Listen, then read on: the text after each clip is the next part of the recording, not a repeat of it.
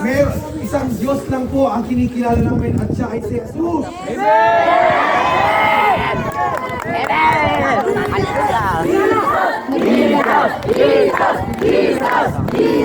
Sige, ganito na lang gagawin natin. Kung mayroon kayong kinikilalang Diyos, meron din kami kinikilalang Diyos. At kung tunay ang inaming Diyos na buhay. Kapag siya ay nakapagpadala ng apoy, umalis kayo sa lugar namin dahil itutuloy namin ang pagsasamba namin. So, ayun na ba?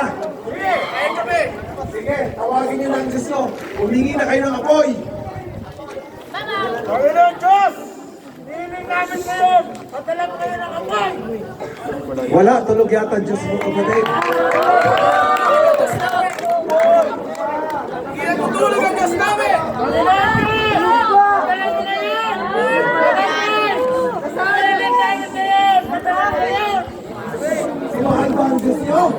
Parang si Bakal ang Diyos nyo, walang kapangyarihan. Natutulog pa yata! Sumigaw pa kayo, lakasan nyo pa! Humingi kayo ng apoy! Isa pa! Panginoon!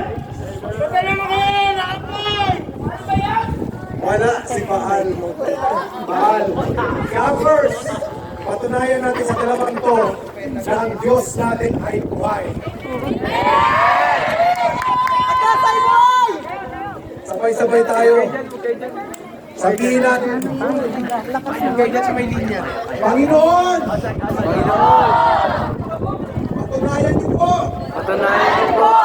sa dalawang ito na kayo ang tunay na Diyos.